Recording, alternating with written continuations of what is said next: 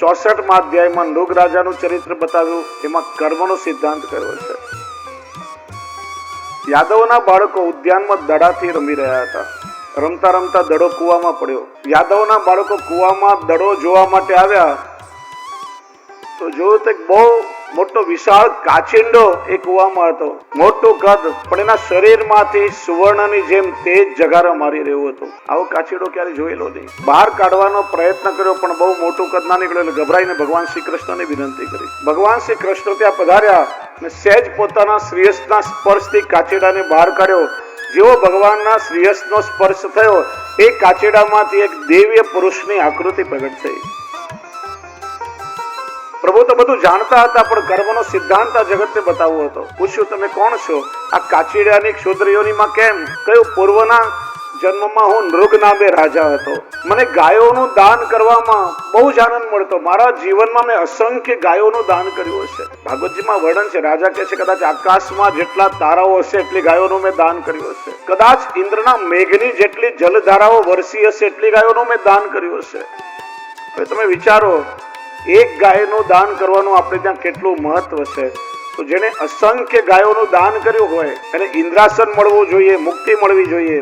કાચિંડો કેમ થયો? તો કયું, એક વાર ગાયનું દાન કરવામાં મારાથી જરા જેટલી ભૂલ થઈ. એક ગાયનું દાન મેં બ્રાહ્મણને આપ્યું. એ ગાય બ્રાહ્મણના ગાયના ટોળામાંથી વિખૂટ પડી અને મારી બીજી ગાયના ટોળામાં ભેગી થઈ ગઈ.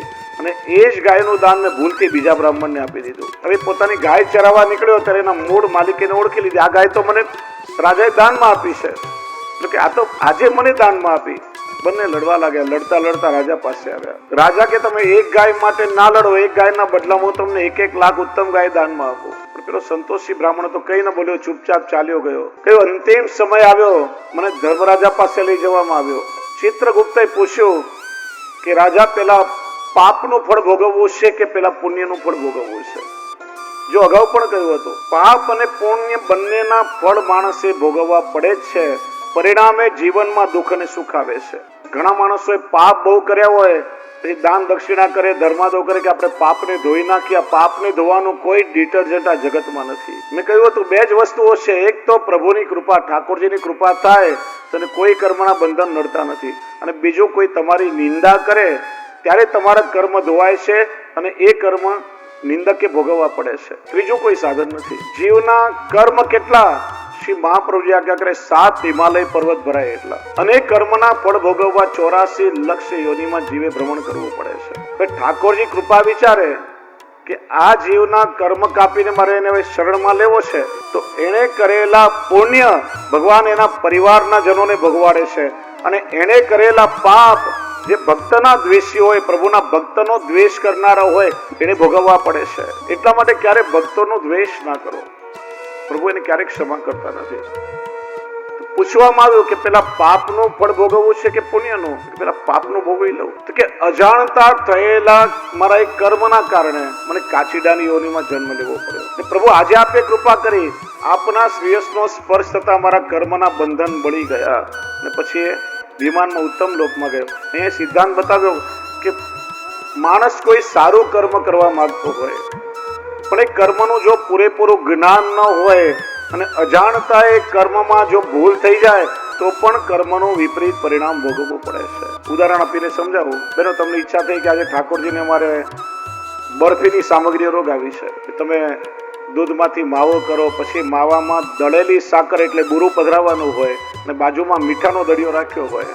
તમે ભૂલથી મીઠું પધરાવી દો, તમે એમ કહો મારાથી ભૂલથી ન ખાઈ ગયું, તો શું થાય? સ્વાદ તો બગડે ને. કોઈ બીમાર માણસ હોય, દવા પીતો હોય અને બાજુમાં ઝેરની શીશી હોય, રાત્રે અંધારામાં દેખાયો નહીં ને ભૂલથી પેલું ઝેર પીવાઈ જાય તો શું થાય?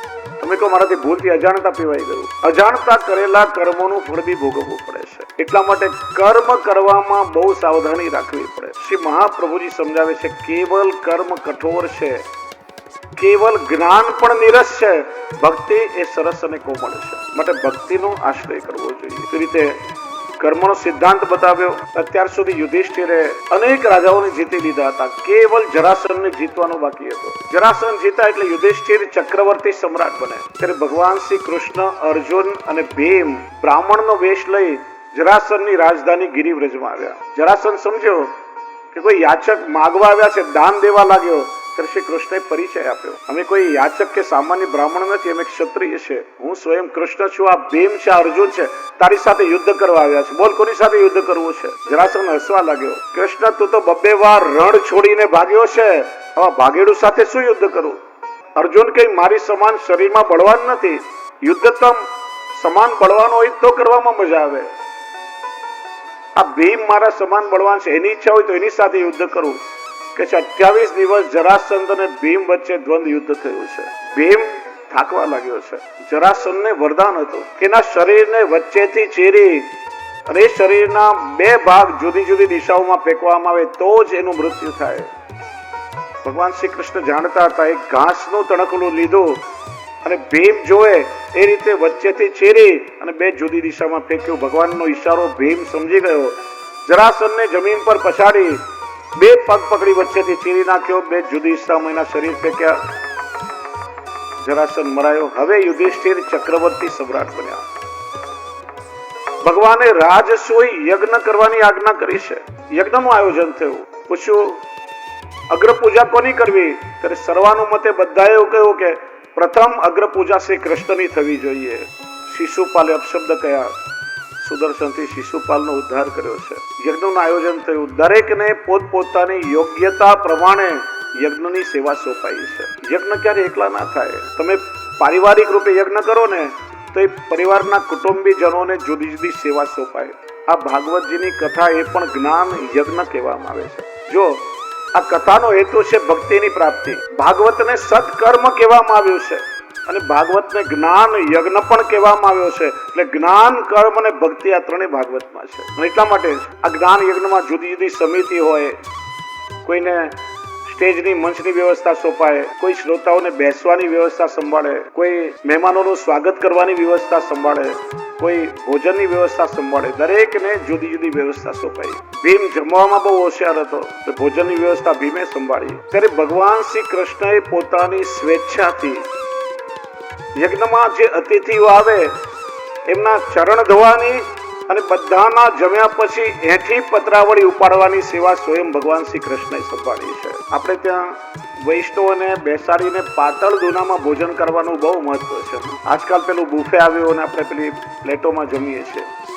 પ્રાચીન સમયમાં જો વૈષ્ણવ બેસીને પાતળ દૂનામાં મહાપ્રસાદ લેતા, એનું બહુ મહત્વ છે. મને યાદ છે વર્ષો પહેલા બહુ નાનો હતો ને મારા તાજી મારા નિત્ય લીલાસર દાદાશ્રી જુનાગઢ જિલ્લાના ઝીંઝરી ગામે પધાર્યા હતા. એ સમયે લક્ષ્મીદાસ બાપા પરમ ભગવતી વૈષ્ણવ, તાદ્રશી વૈષ્ણવ, એમણે ઠાકોરજી પછી ખીચડી ખેલનો મળો રાખ્યો. સેંકડો વૈષ્ણવોને ખીચડી મહાપ્રસાદ લેવડાવ્યો અને વાટકી ભરી ભરીને ઘી રેડે અને ઘીના રેલા ચાલ્યા જાય. ત્યારે એ ગામનો કોઈ વ્યક્તિએ કહ્યું કે આ પાતળમાંથી નીચે ઘીના રેલા જાય છે, આ બગાડ નથી? તો કે આ બગાડ ન હોય કે તમે લોકો તમારા પિતૃઓની પાછળ પિંડ શા માટે કરો છો?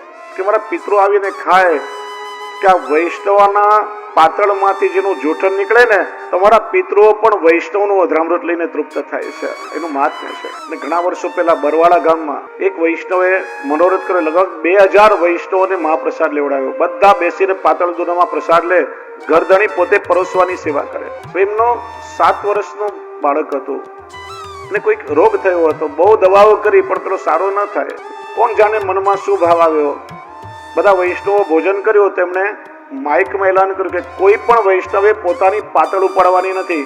એ પતિ પત્નીએ 2000 વૈષ્ણવોની પાતળ ઉપાડી એક ડ્રમમાં ભેગી કરી અને મનમાં શું આવ્યું, પોતાના બાબલાને પકડીને આમ બેસાડી દીધો કે કદાચ વૈષ્ણવના જૂઠણનો સ્પર્શ થાય ને સારો થઈ જાય. અઠવાડિયામાં સારો થઈ ગયો બાળક. બોલો, આ શ્રદ્ધા છે. હંમેશા માણસની શ્રદ્ધા ફલિત થાય છે. ભગવાન શ્રી કૃષ્ણે પોતે જૂઠણ પતરાવળી ઉપાડવાની સેવા સ્વીકારી છે. આવું બોલી છે. ત્યારથી કહેવાયું સબસે ઊંચી પ્રેમ સગાઈ. આ જગતમાં પ્રેમનું સગપણ સૌથી મોટામાં મોટું સગપણ છે. લોહીના સગપણથી પણ પ્રેમનું સગપણ શ્રેષ્ઠ છે. પ્રેમ પારકાને પણ પોતાના બનાવે છે. અને તમે પુરાણો વાંચો, ઇતિહાસ જુઓ. ભગવાન જેને જેને મળ્યા છે કોઈ સાધનથી નથી મળ્યા. પ્રભુ જેને જેને મળ્યા છે કેવલ પ્રેમથી મળ્યા છે.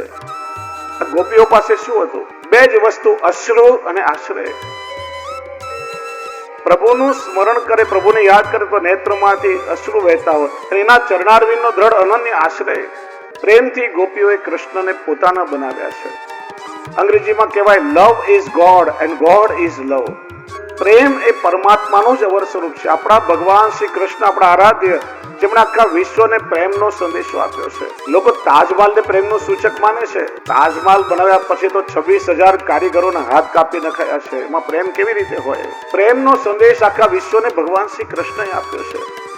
આજે પણ આ દુનિયાના લોકો રાધા અને કૃષ્ણના પ્રેમને યાદ કરે છે. આજે પણ જગત ગોપીઓના નિર્વ્યાજ પ્રેમને યાદ કરે છે. પ્રેમ બહુ વિલક્ષણ તત્વ છે. હું ઘણી વાર કહું છું, એક વૈષ્ણવનો પરિવાર સવાર સાંજ ઘરમાં ઠાકોરજીની સેવા થાય, સાંજે બધા ભેગા થઈને શ્રી યમુનાજીની આરતી કરે, રાત્રે આખો પરિવાર સાથે બેસીને સત્સંગ કરે. સંસ્કારથી મહેકતો પરિવાર.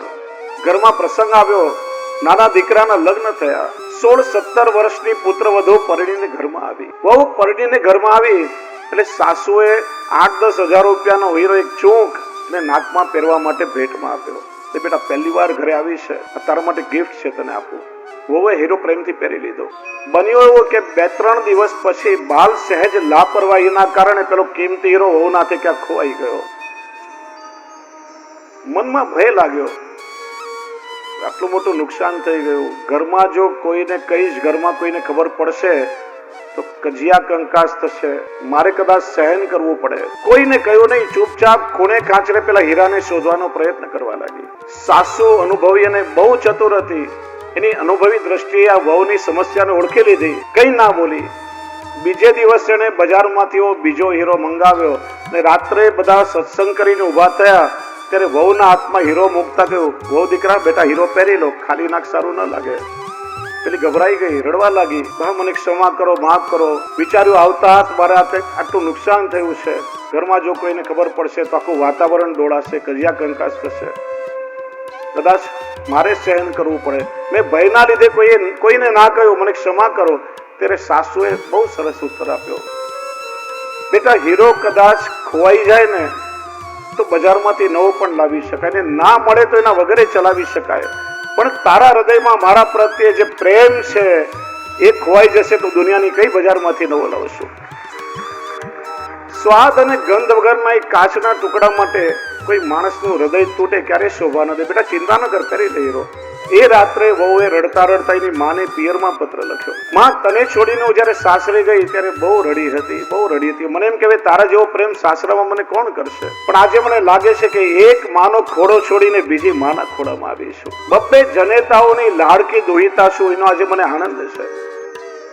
વિચારો કે આવો પ્રેમ જો ઘર ઘરમાં આવીને વસી જાય તો કોઈને પણ રેલવે ટ્રેક પર જવાનો કે અગ્નિસ્નાન કરવાનો કે કુવામાં પડવાનો પ્રસંગ શા માટે આવે? દરેક સંબંધ નાજુક હોય છે. પિતા પુત્રનો હોય, સાસુ વહુનો હોય, પતિ પત્નીનો હોય, ભાઈઓનો હોય કે મિત્રતાનો હોય, દરેક વ્યવહાર પ્રેમના પાયા પર નભતા હોય છે. અરે જૂના સમયમાં પરિવારમાં પ્રેમ અને આદર બંને હતા. ઘણીવાર પ્રેમ ઓછો થાય ને પણ આદરને કારણે સંબંધો ટકી જતા. સસરાજી છે, કદાચ 2 શબ્દ બોલ્યા તો શું થયું? પિતા સમાન છે, સામે ના બોલાય. સાસુમાં વડીલ છે, માં સમાન છે. પતિ છે, કદાચ કામમાં વ્યસ્ત હોય, કદાચ જોરથી કહી દીધું તો શું થયું? આજકાલ નથી પ્રેમ, નથી આદર. નાની નાની વાતોમાં સંબંધો તૂટી જતા વાર નથી લાગતી. આજે પ્રેમ આપણા સંસારમાંથી ખોવાયો છે અને એટલા માટે આપણા સંયુક્ત પરિવારો આજે તૂટી રહ્યા છે. આજે એક પિતાએ પોતાની કેટલી ઈચ્છાઓ મારીને, રૂપિયા વ્યાજે લઈને, કર્જા કરીને પોતાના દીકરાને ભણાવી ગણાવીને લાયક બનાવ્યો હોય. પિતાને કેટલી અપેક્ષા હોય કે મારો દીકરો મોટો માણસ બને, અને અચાનક એવું શું થાય કે એના લગ્ન થાય અને 3-4 વર્ષમાં મા બાપને ઘરમાંથી જાકારો મળે, ઘરડા ઘરમાં જવું પડે. આપણા સંસ્કારો આજે ઓછા થઈ રહ્યા છે. દીકરીને પરણાવો, કરિયાવર ઓછું આપશો તો ચાલશે, પણ એને સારા સંસ્કાર આપો. બેટા અમે તને પાળી પોષીને મોટી કરી, પણ હવે તો ઘરમાં જ્યાં જઈ રહી છે ને એ તારું સાસરું જ તારું કાયમી ઠેકાણું છે. સાસુ સસરાને મા બાપ માનજે, પતિને પરમેશ્વર માનીને એની સેવા કરજે. નાની નાની વાતોમાં અમને કોઈ ફરિયાદ ના કરીશ. સંસાર છે, કેટલીક સમસ્યાઓ થાય, પણ જીવન જીવવું એ પણ એક કળા છે. પોતાની સમસ્યાનો હલ પોતાની મેલે શોધી લેજે. કોઈ મોટી વાત થાય, મેં બેઠા છીએ, ચિંતા ના કરીશ, પણ વારે ઘડીએ અમને ફરિયાદ ના કરીશ. જે દીકરીને પરણાવ્યા પછી વારે ઘડીએ મા બાપ એના સાસરાની વાતની પંચાયત કરે ને દીકરીઓ ક્યારે સાસરામાં સુખી ના રહી શકે. આ મહાભારતનું યુદ્ધ થયું કારણ શું? દ્રુપદ રાજા વારે ઘડીએ દ્રૌપદીના કાન ભરતા, ને એટલા માટે એને અહંકાર આવી ગયો હતો. આજે દીકરીઓને ચિંતા નથી. સાસરેથી આવશો તો મા બાપનું ઘર ખુલ્લું જ છે ને, રાખશે અમને. નહીં રાખે તો અમે એજ્યુકેટેડ છીએ, સેલ્ફ ડિપેન્ડ છીએ, અમારા પગ પર ઉભા રહીશું, કઈ વાંધો નથી, અમને કોઈની જરૂર નથી. વડીલોએ પણ વિચાર કરવો જોઈએ કે આપણી દીકરી પરણીને સાસરે ચાલી જશે, પણ એક પારકી દીકરી 23-24 વર્ષ સુધી રાજકુમારીની જેમ મા બાપે લાડથી અને મોટી કરીઓની દરેક ઈચ્છા પૂરી કરી હોય, એક જ દિવસમાં પોતાના ઘરને પારકું બનાવી અને આપણા ભરોસે આપણા ઘરમાં આવી છે. હવે આ જ આપણી દીકરી છે, એનાથી જ આપણી કુલ પરંપરાનો નિર્વાહ થવાનો છે. આ સમજ આજે સમાજમાં આવી જરૂરી છે. ઘણીવાર પોતાનો દીકરો બહારથી આવ્યો હોય અને મમ્મીને ના મળે અને સીધો એની ઘરવાળીને મળવા બેડરૂમમાં જાય, જો તો ખરા બૈરીનો ગુલામ થઈ ગયો છે. મારી સામે જોયું નહીં ને. અને એ જ વસ્તુ જેનો જમાઈ કરે તો, હા મારા જમાઈ કેટલા સારા છે, કેટલી કેર કરે છે મારી દીકરીની. આવો ભેદભાવ ના કરો, થોડો પ્રેમ આપો. પ્રેમ દરેકને પોતાના બનાવશે. આ તમારા સંબંધો કાયમ ટકી જશે.